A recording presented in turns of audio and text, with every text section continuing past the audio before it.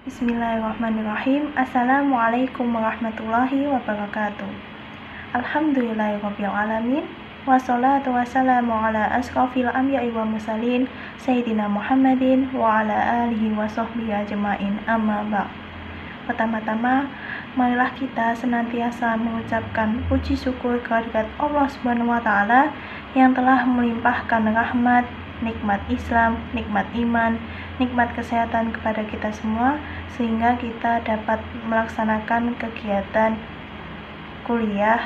mata kuliah pembelajaran PAI berbasis TIK pada hari ini dalam keadaan sehat walafiat tanpa halangan suatu apapun. Tak lupa juga sholawat serta salam kita haturkan kepada junjungan kita Nabi Muhammad SAW yang kita nantikan syafaatnya di yaumul kiamah kelak. Amin amin ya rabbal alamin. Kepada yang terhormat dosen pengampu mata kuliah pembelajaran PAI berbasis TIK Bapak Zamzam Mustafa MPD dan teman-teman PAIJ yang saat ini sedang menyimak presentasi dari kelompok 9 ini. Terlebih dahulu, izinkan saya untuk memperkenalkan nama-nama anggota kelompok 9. Yang pertama, saya sendiri Alvina Rizky Wanusi. Yang kedua, Dwi Rokayah. Yang ketiga, Darmawan Ilham Prakoso.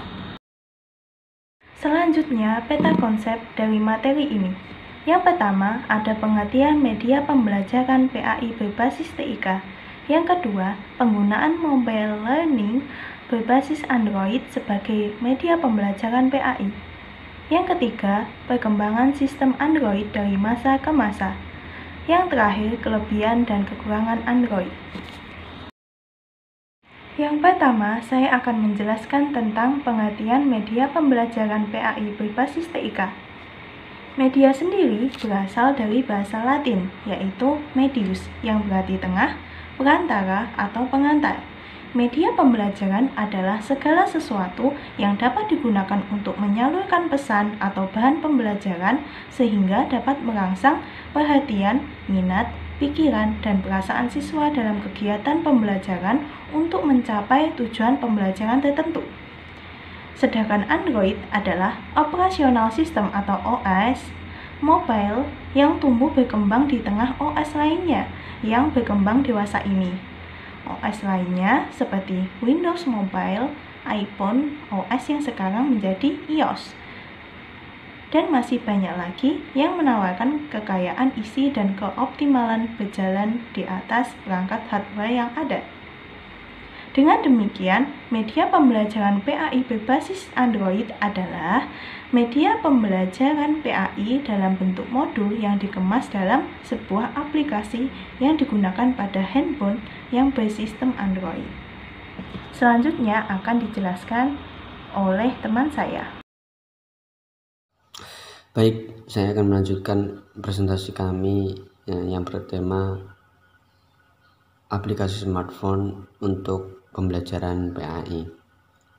Sekarang menuju materi yang kedua, yaitu penggunaan mobile learning berbasis Android sebagai media pembelajaran PAI. Mobile learning ini terdiri dari dua kata, mobil dan juga learning. Kata mobil artinya ponsel atau handphone ya. Sedangkan learning itu pembelajaran. Jadi mobile learning bisa kita simpulkan yaitu pembelajaran dengan memanfaatkan aplikasi atau dengan memanfaatkan handphone cerdas sebagai bagian dari proses pembelajaran. Penggunaan mobile learning berbasis Android sebagai media pembelajaran PAI difokuskan pada memberikan platform pada kelas pembelajaran online ya. Jadi untuk penggunaan Android ini atau handphone pintar ini terjadi ketika pembelajaran online saja. Nanti kalau pembelajaran offline menggunakan media handphone dikhawatirkan malah tidak terjadinya fokus belajar tapi malah main handphonenya sendiri-sendiri gitu ya. Saya lanjutkan pembelajaran PAI menggunakan mobile learning, biasanya menggunakan kurang lebih 7 platform ya, antara lain Google Classroom, kemudian WhatsApp, kemudian YouTube, Microsoft Point, apalagi ya, Learning, terus Zoom, Meet, dan lain sebagainya itu ya. Jadi penggunaan ponsel pintar ini hanya terkhusus untuk pembelajaran online saja. Ketika offline ya harus fokus terhadap apa yang disampaikan oleh guru atau pengajar. Mungkin HP ini bisa digunakan sebagai media ketika mencari sesuatu yang tidak tahu di KBBI mungkin, atau menghitung secara kalkulator dan lain sebagainya. Demikian, nanti akan dilanjutkan oleh teman saya. Baik, saya Dwi Rokaya. Di sini saya akan menjelaskan terkait perkembangan sistem Android dari masa ke masa. Yang pertama, Android versi 1.1. Android ini diluncurkan pertama kali pada tahun 2007 dan mulai digunakan pada beberapa gadget pada tahun 2009. Yang selanjutnya adalah Android versi 1.5. Android ini kembali mengalami perubahan versi pada tahun 2009. Perubahannya terjadi yaitu pada sistem operasi Android. Yang ketiga adalah Android versi 2.0 atau 2.1. Pada versi ini, akhirnya banyak perusahaan yang mulai menggunakan dan mengembangkan Android. Yang selanjutnya adalah Android versi 2.2. Sistem operasi ini melakukan beberapa update yang melakukan pembenahan aplikasi maupun tampilannya. Yang selanjutnya Android versi 2.3 sudah mampu mendukung fitur dual kamera untuk melakukan video call. Yang selanjutnya adalah versi 3.0 atau 3.1. Sistem operasi Android ini tujuannya memang dikhususkan untuk para pengguna tablet berbasis Android. Yang selanjutnya adalah Android versi 4.0. Terdapat fitur-fitur baru, fitur yang memaksimalkan fotografi, grafis, dan resolusi gambar. Yang selanjutnya adalah Android versi 4.1 Jelly Bean, yaitu versi terbaru pada saat ini. Salah satu gadget yang menggunakan sistem Android Jelly Bean adalah Google Nexus 7 yang diprakarsai oleh Asus. Yang selanjutnya adalah Android versi 4.4 KitKat, peluncuran produk OS baru yang diluncurkan pada 4 September 2013. Dan yang selanjutnya adalah Android versi 5 Lollipop. Android Lollipop adalah versi stabil terbaru dengan versi antara 5.0 dan 5.1. Yang selanjutnya adalah kelebihan dan kekurangan dari Android. Adapun kelebihan Android antara lain, yang pertama bersifat open source yang mudah dikembangkan. Yang kedua sangat mudah untuk dimodifikasi sesuai dengan keinginan pengguna. Yang ketiga dukungan aplikasi yang banyak dan beraneka ragam. Yang keempat multitasking.